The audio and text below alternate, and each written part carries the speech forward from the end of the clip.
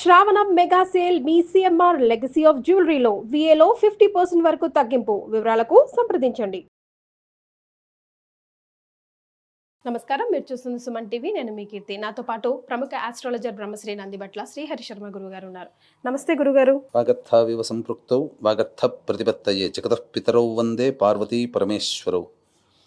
ఆదిత్యాయ చ సోమాయ మంగళాయ బుధాయ చ గురు శుక్ర శనిభ్యశ్చ రాహవే కేతవే నమః.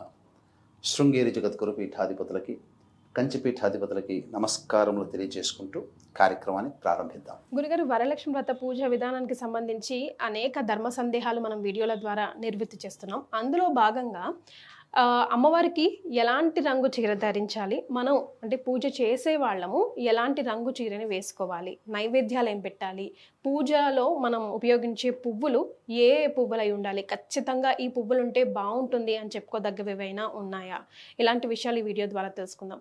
మరొక ప్రశ్న చాలామంది అడుగుతుంది ఏంటంటే గురుగారు, భార్యాభర్తలు కలిసి చేసుకోవాలా? ఎందుకంటే విష్ణుమూర్తి లక్ష్మీమాత కలిపి మనం పూజ చేసుకోవాలంటున్నాం కదా, మరొకవేళ భార్య భర్తలు ఇద్దరు కలిసి ఖచ్చితంగా కూర్చోవాల్సిందేనా పూజలో అని మీరు అడిగినటువంటి దాంట్లో చాలామందికి సందేహం అమ్మా. అంటే ఏ రంగు వస్త్రం ధరించాలి ఇలా అని చెప్పి అడుగుతూ ఉంటుంటారు. అసలు ఇందులో నిజంగా లాజిక్ ఉందా గురుగారు? ఏ రంగు వస్త్రం ధరించాలి, అమ్మవారికి ఏ రంగు వస్త్రం వేయాలి అని? ఇప్పుడు మీకు ఏదైనా కానీ దేవతా ఉపాసన అనేది ఎవరైనా దగ్గర మంత్రం తీసుకొని చేసేటప్పుడు అమ్మవారికి కొన్ని వస్త్రంలో రంగులు, అంటే ఎరుపు రంగు వస్త్రము, ఆకుపచ్చ రంగు వస్త్రము, నీలి రంగు వస్త్రము, నలుపు రంగు వస్త్రములు ధరించి పూజ చేయాలి. ఆ రకంగా తిలకం పెట్టుకోవాలి. నల్లది కూడా ఆ రకమైనటువంటి పుష్పాలతో పూజ చేయాలి. ఆ రకమైనటువంటి అక్షితలతో పూజ చేయాలని చెప్పి మనకు శాస్త్రంలో, శాస్త్రం కాదమ్మా, ఉపాసన క్రమంలో ఉంది. ఇప్పుడు మీకు నవగ్రహాలు చూసుకున్నారనుకోండి, నవగ్రహాలకి ఏ రంగులు ఉంటాయో ఆ రంగు అక్షితలతో పూజ చేసేటువంటి వాళ్ళు పూర్వకాలంలో. అంతేకాకుండా మీరు ఒక్కసారి గమనించండి, అయ్యప్ప స్వామి దీక్ష తీసుకుంటారు, నలుపు రంగు వస్త్రాలు ధరిస్తారు కదా. అమ్మవారి మాల వేసుకుంటారు, ఎరుపు రంగు వస్త్రాలు. ఈశ్వరుడి మాల వేసుకుంటారు, గంధం కలర్ వేసుకుంటారు. వెంకటేశ్వర స్వామి మాల అనుకుంటుంటారు, పసుపు రంగు కలర్లో ఉన్నటువంటి వస్త్రాలు ఇలా. సో కాబట్టి అయితే ఈ మధ్య కాలంలో కొంతమంది ఏంటంటే, ఈ రంగు వస్త్రాలు ధరిస్తే అని ఎక్కడైనా శాస్త్రంలో ఉందా, ఈ రంగు గాజులు పెట్టుకోవాలా అని ఆక్షేపణ చేస్తుంటారు. వాస్తవానికైతే వాళ్ళకి తెలుసు, చెప్పేటువంటి వాళ్ళకి కూడా తెలుసు. వాళ్ళు ఉపాసన చేసుకునేటప్పుడు అమ్మవారికి ఇష్టమైన రంగుదే వేసుకుంటారు. ఆసనంగా కూడా ఇష్టమైన రంగు ఆసనం వేసుకునే చేసుకుంటారు. కాబట్టి ఖచ్చితంగా అమ్మవారికి ప్రీతికరమైనటువంటివి, శుభకరమైనటువంటివి ఎరుపు రంగు, ఆకుపచ్చ రంగు, పసుపు రంగు, ఈ మూడిట్లో ఏదైనా కానీ ధరించవచ్చు. గాజుల విషయంలోకి వచ్చేసరికి మట్టి గాజులు వేసుకోవాలి, అంతే తప్ప ప్లాస్టిక్ అని ఏ రంగైనా వేసుకోవచ్చు. ఇప్పుడు చెప్పినటువంటి రంగుల్లో శుభమైనటువంటివి వేసుకోవచ్చు. ఇక పూజ చేసేటప్పుడు భార్యాభర్తలు కలిసి చేయాలా?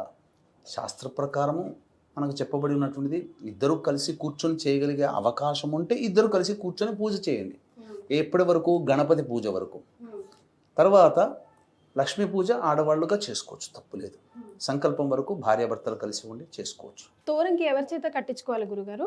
ముఖ్యంగా ఎవరినైతే మనం ముత్తైదును పిలిపిస్తామో, ఈ తోర పూజ చేసిన తర్వాత అందరిలో వచ్చినటువంటి వాళ్ళలో పెద్ద ముత్తైదుని పిలిపించుకొని, లేదా ఇంటి పురోహితుల వారినైనా లేదా భర్తతోనైనా కానీ చక్కగా తోరం కట్టించుకోవచ్చు. అత్తగారు ఉంటే అత్తగారు, తల్లిగారు ఉంటే తల్లిగారు, ఈ విధంగా వారితో కట్టించుకోవచ్చు. చాలామంది చేసే మిస్టేక్ ఏంటంటే, ఆడవాళ్ళకి ఎడమ చెయ్యి, మగవాళ్ళకి కుడి చెయ్యి కడుతుంటారు. కానీ తోర గ్రంథి పూజ చేసిన తర్వాత తోరము కట్టేటప్పుడు మాత్రం ఖచ్చితంగా దక్షిణ హస్తే అని చెప్పబడి ఉంది. అంటే ఖచ్చితంగా కుడి చేతికే కట్టుకోవాలి. ఆ తోర గ్రంథి పూజ చేసిన తర్వాత కట్టినటువంటి తోరమును మరుసటి శనివారం రోజున ఉద్వాసన అమ్మవారికి చెబుతాం కదా, అప్పటి వరకు ఉంచుకోవాలి. 16 ముళ్ళు వేస్తాం కదా? కాదమ్మా, 9 ముళ్ళమ్మ. నవగ్రంథులు, నవనాడులకి మన యొక్క శాస్త్రంలో 9వ నెంబర్కి చాలా ప్రత్యేకమైనటువంటిది లైఫ్ నెంబర్ అని అంటుంటుంటారు, జీవ సంఖ్య. కాబట్టే జీవముని సూచించేది 9వ సంఖ్య కాబట్టి 9 ముడులు వేస్తారు. నవనాడులు, నవరంధ్రాలు అని అంటుంటారు కదా. కాబట్టి అన్నీ కూడాను పవిత్రమవుతాయి. నవనాడులు కూడా ప్రచోదనమై శక్తివంతమవుతాయి తోరగ్రంథి పూజ చేయడం ద్వారా అని చెప్పే ఉద్దేశంతో తోరగ్రంథి పూజ చేస్తారు. గురుగారు, మరి అప్పుడు తీసిన తర్వాత ఆ దారాన్ని కానీ తోరంగిని కానీ ఎక్కడ వేయాలండి? అది ఎవరూ తొక్కనటువంటి ప్రదేశంలో అనగా చెట్లు పొదల్లో ఆ విధంగా వేయవచ్చు, నిర్మాల్యాల కింద వేయవచ్చు. అది ఆ విధంగా చేయాలి. గురుగారు, మరి ఆ రోజు ముఖ్యంగా అమ్మవారికి ఎలాంటి నైవేద్యం అర్పించాలి, అలాగే ఎలాంటి పూలతో పూజించాలి? ముఖ్యంగా చాలామంది చేసేటువంటి కామన్ మిస్టేక్స్ నేను తెలియజేస్తానమ్మా. ఆ కామన్ మిస్టేక్స్ ఏంటనంటే గణపతి పూజ అనేటువంటిది చేయకుండా వ్రతకల్పం పుస్తకం బయట దొరికేటువంటిది కొనుక్కొని డైరెక్ట్గా పూజ చేస్తారు. గణపతి యొక్క అనుగ్రహం కలగదు. కాబట్టి వినాయక వ్రతకల్పం ముందు పెట్టుకొని ఆ వినాయక వ్రతకల్పం ప్రకారం గణపతి పూజ చేసుకొని తదనంతరం లక్ష్మీ పూజ చేయాలి, వరలక్ష్మి వ్రతం చేయాలి. ఇందులో కూడా ఒక చిన్న మిస్టేక్ ఏం చేస్తున్నారనంటే విష్ణువుని పూజించకుండా లక్ష్మిని డైరెక్ట్గా పూజిస్తున్నారు. కాబట్టి విష్ణు సహస్రనామం కానీ, విష్ణు అష్టోత్తరం కానీ, లేదా విష్ణు ధ్యాన శ్లోకమైనటువంటి శాంతాకారం భుజగశయనం అనేది ఉంది కదా, ఆ శ్లోకాన్నైనా ఒక్కసారి నమస్కారం చేసుకొని అక్షితలు మరియు తులసి దళంలో ఆ కలశం మీద వేసి తదనంతరం లక్ష్మి యొక్క పూజ చేసుకుంటే మంచిది. ఇక తరువాత ప్రాణప్రతిష్ఠ దగ్గరికి వచ్చేసరికి చాలామంది పుస్తకంలో ప్రాణప్రతిష్ఠ ఉద్వాసన మంత్రములు ఉండవు, వాళ్ళు కావాలనే ప్రింట్ చేయరు. కాబట్టి చక్కగా కలశంలో అమ్మవారిని ఆవాహన చేసిన తర్వాత మనం ఒక వీడియో చేసాం జయగారింట్లో, చక్కగా ఆ వీడియో ఆ షోడశ లక్ష్మి యొక్క దేవత ఆవాహనకు సంబంధించినటువంటి వీడియో ఉంది. ఆ వీడియోని చక్కగా చూసుకుంటూ కేవలం మీకు వ్రతకల్పం పుస్తకాల్లో లక్ష్మీ ఆవాహన ఒక్క అమ్మవారి శ్లోకమే, కానీ మనం ప్రత్యేకంగా చేసిన వీడియోలో 16 లక్ష్మీ దేవతల యొక్క ఆవాహన ఉంది. ఆ వీడియోని పెట్టుకొని అమ్మవారిని కలశంలో ఆవాహన చేసిన తర్వాత ప్రాణప్రతిష్ఠ చేయాలి. 2 తమలపాకులు పట్టుకొని ఆ విధంగా కలశం మీద ఆనిచ్చి ఓం అసునీతే పునరస్మా సుచక్ష పునః ప్రాణమిహనో దేహి భోగం జోక్పస్యేమ సూర్యముచ్చరన్ తమనమతే మృణయా ఆనః స్వస్తి అమృతం వైహి ప్రాణ అమృతమాపహ ప్రాణ నేవయధాస్థానముపహ్వయతే అని చెప్పి లక్ష్మీదేవతాయ నమః స్థిరో భవ వరదో భవ అని చెప్పి 4 అక్షితలు ఆ కలశం మీద వేస్తే అమ్మవారు స్థిరంగా ఉంటుంది. తర్వాత పూజంతా అయిన తర్వాత శనివారం నాడు కాలకృత్యాదులన్నీ తీర్చుకొని ఉదయం 8 గంటల తర్వాత అప్పుడు అమ్మవారిని ఉద్వాసన చెప్పేటప్పుడు పంచోపచార విధానంగా మళ్ళీ ఆవాహన చేయడం, అభిషేకం చేయడం, తర్వాత అర్చన చేయడం, నైవేద్యం పెట్టడం, హారతి ఇవ్వడం చేసి పంచోపచార విధానంగా చేసి అప్పుడు అమ్మవారిని ఉద్వాసన చెబుతూ ఉద్వాసన మంత్రం కూడా ఉంటుంది.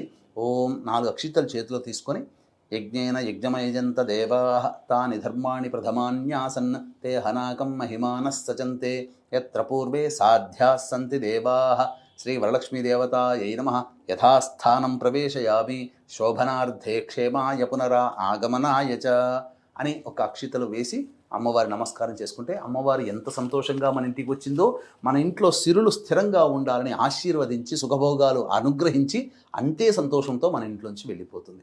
మరి ఎలాంటి పూలని మనం ఉపయోగించాలి గురుగారు? తప్పకుండానమ్మా, ఈ యొక్క అమ్మవారికి సంబంధించినటువంటి పూజ చేసేటువంటి విధానాలలో మనము కొన్ని నియమాలు తెలుసుకుందాం.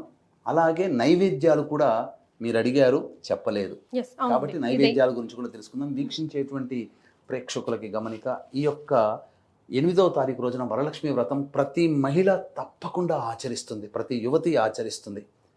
కానీ అందరికీ ఒక ఆలోచన ఏంటంటే ఎంతో చేసుకున్నాం కానీ ఎక్కడో చోట చిన్న లోపం జరుగుతుంది కదా, అమ్మవారి అనుగ్రహం సంపూర్ణంగా కలిగితే బాగుండు, హోమం చేసుకుంటే బాగుండు కదా, ఎందుకంటే హోమంతోనే పరిపూర్ణత. కాబట్టి ఈ యొక్క లోపాన్ని కూడా సవరించేందుకోసమై మన పీఠం ఆధ్వర్యంలో 8వ తారీఖు రోజున రాత్రి 9 గంటలకి లక్ష్మీ మూలమంత్ర సంపుటిత లక్ష్మీ సూక్త హోమము, అలాగే దశమహావిద్యల్లో లక్ష్మీ స్వరూపము కమలాత్మిక కాబట్టి కమలాత్మిక హోమము, షోడశ లక్ష్మీ హవనము, అలాగే మేష మిథున కర్కాటక సింహ కన్య వృశ్చిక ధనుసు కుంభమీన రాశిలో జన్మించిన వారికి సర్వదోష నివారణ పూజల హోమాలు అనేటువంటివి సశాస్త్రీయంగా జరిపించడం జరుగుతుంది.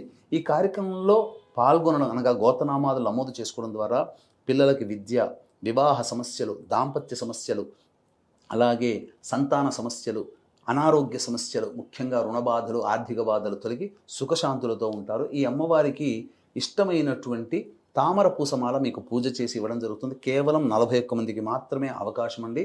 ఆ 8వ తారీఖు ఈ వీడియో చూసిన తర్వాత 8వ తారీఖు సాయంత్రం 6 గంటల లోపల మీరు గోత్రనామాలు నమోదు చేసుకోవచ్చు. అవకాశం ఉన్న వాళ్ళు కార్యక్రమ తదనంతరం కాంటాక్ట్ చేసి పూర్తి వివరాలు తెలుసుకోవచ్చు.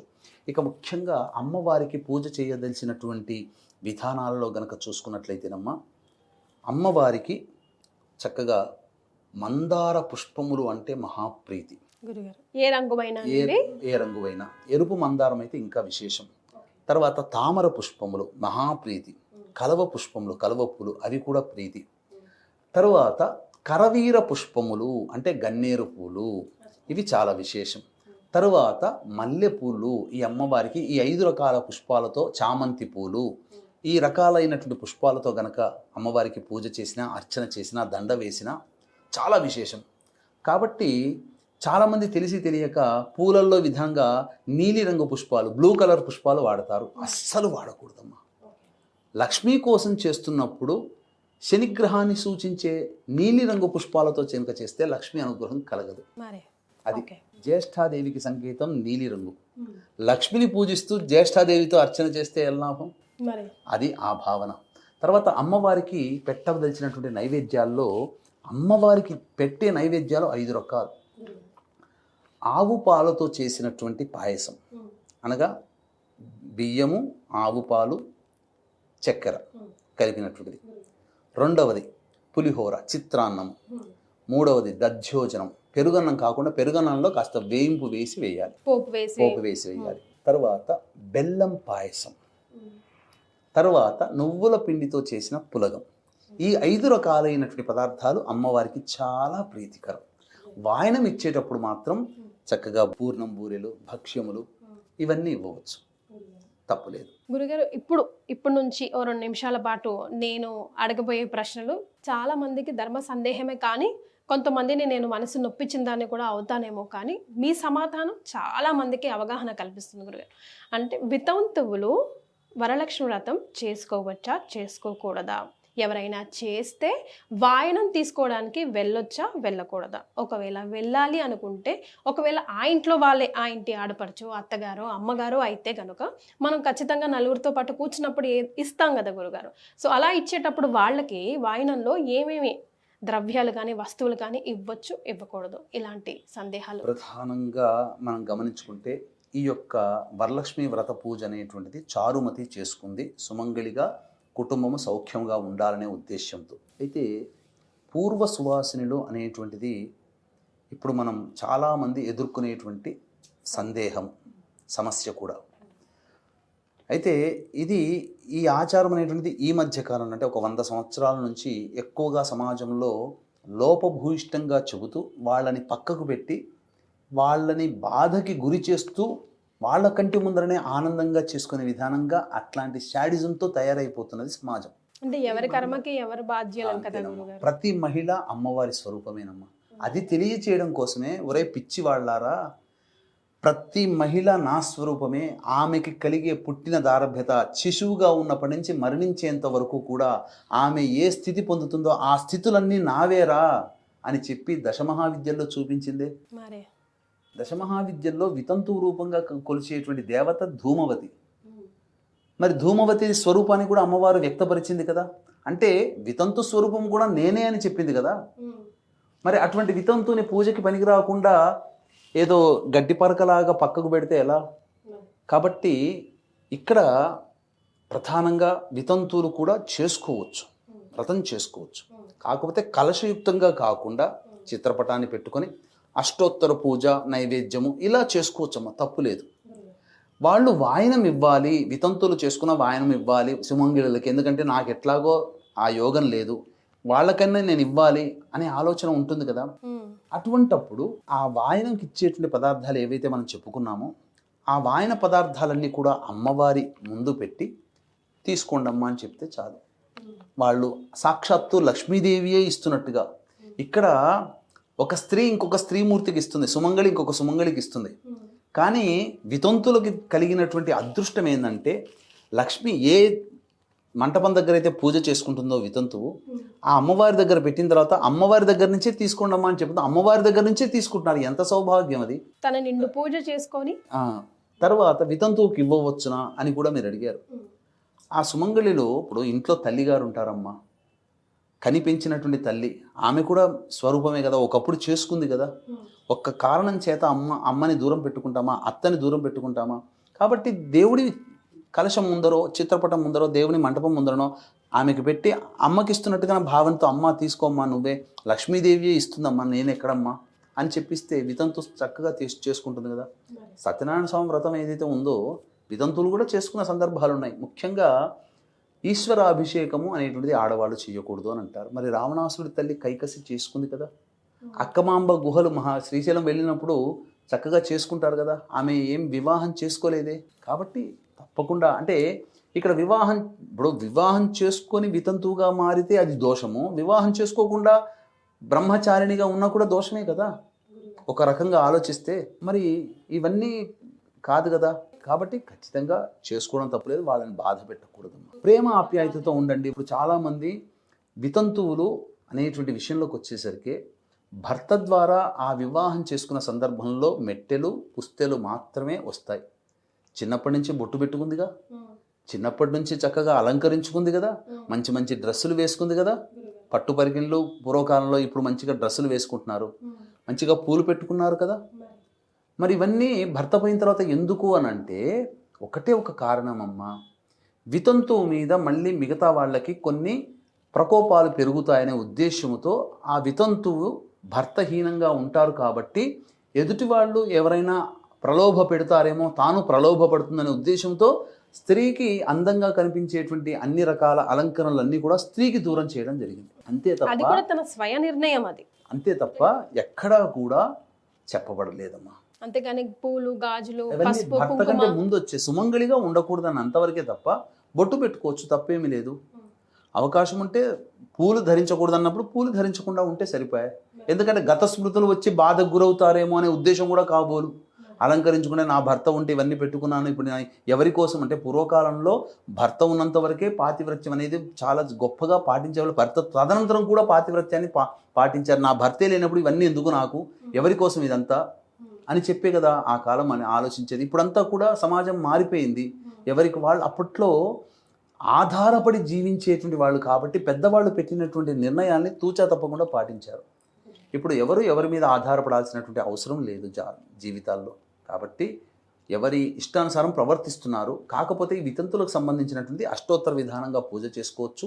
వాయనం ఇవ్వదలిచిన, వాయనం తీసుకోదలిచిన అమ్మవారి దగ్గర పెట్టింది వితంతువులు తీసుకోవచ్చు, అమ్మవారి దగ్గర పెట్టిన వితంతువు పెట్టింది సుమంగళులు తీసుకోవచ్చు. అమ్మవారి కంటే పెద్ద మెత్త ఇంకెవరు ఉంటారమ్మా? ఆమె ఇస్తున్నట్టుగా భావన చేసి తీసుకోవచ్చు, ఆమె ఇస్తున్నటువంటి భావన చేసినట్టుగా ఇవ్వవచ్చు. గురుగారు, అందరికీ కూడా ఆ రోజు పురోహితుల వారు అవైలబుల్లో ఉండకపోవచ్చు కదా. సో ఎవరికి వారే ఇంట్లో చేసుకుంటాం, ఎంత తోచితే అంత, ఆచారం ప్రకారం పద్ధతుల ప్రకారం ఎలా వస్తే అలాగా, అంతే పుణ్య ఫలితం వస్తుందా అన్నది ఒక ప్రశ్న. అందుకనేనమ్మా ఇక్కడ విధి విధానంగా పుస్తకాన్ని పట్టుకొని కనుక వెళ్ళగలిగితే 2 తప్పులు ఉంటాయని చెప్పాను. ప్రాణప్రతిష్ఠ, ఉద్వాసన, ఇవి 2 దాంట్లో మంత్రాలు లేవు. గణపతి పూజ ఈ 3 భక్తిగా కేవలం పుస్తకాన్ని ఫాలో అవుతే ఈ 3 దోషాలు ఉంటాయి. అందుకని దీన్ని సవరించడం కోసమే అందరికీ పురోహితుల అవకాశం అవైలబుల్లో ఉండరు. కాబట్టి మనం వీడియో చేసాం, చక్కగా అమ్మవారి పూజా విధానం ఎలా చేయాలో ఆ విధానం దగ్గర పెట్టుకొని చక్కగా దాన్ని అనుసరించి చేసుకోమని చెప్పండి. ఆ విధంగా చేసుకుంటే సంపూర్ణమైన ఫలితాన్ని పొందుతారు. చాలా సంతోషం గురుగారు, ధన్యవాదాలు. సర్వం శ్రీ ఉమామహేశ్వర పరబ్రహ్మార్పణమస్తు.